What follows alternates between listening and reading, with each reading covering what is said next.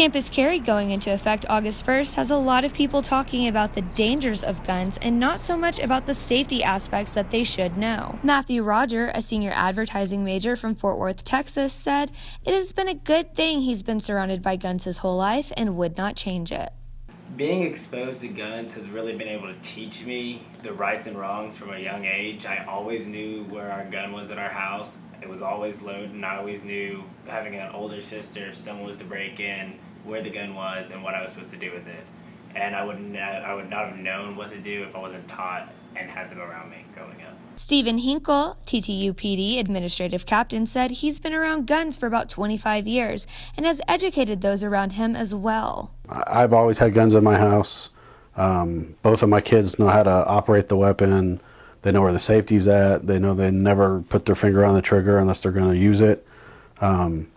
I've taken both of my kids to the shooting range so they know how to fire a weapon. Ryan Ayler, a sophomore finance major from Allen, Texas, said he plans to get his CHL once he's of age, and also says people should really talk about gun basics. They should definitely talk to you about why guns can be safe, not necessarily like bring you into it, but just tell you about, hey, this could be an option for safety. If people are more educated about it, I feel like less people would worry about it because they would know how to react or just what to do in a situation of crisis. If you ever come in contact with a gun, there are a few things to keep in mind. If the magazine is in the gun, then to you it should always be treated as if it's loaded.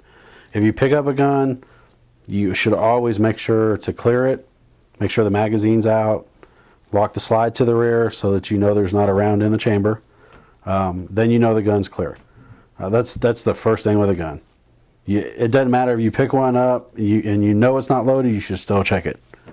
Because that way you don't have to worry about accidental discharge. And then the second thing is never put your finger on the trigger. Fake gun or not, loaded or unloaded, you never point it at someone. Some of the big things about safety things is knowing what type of gun you have and the ammo that you put into it. Because even if a gun looks like it's this type of ammo that will go into it, if you put it in there and fire, it's going to spark back and shrapnel can go up into their hands. So it's not just knowing how to handle a gun and, I keep it pointed at the ground, I don't aim it, I don't mess with people.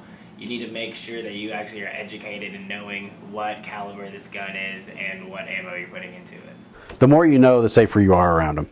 Tech will be providing training in the future, but until then, more information can be found on their website.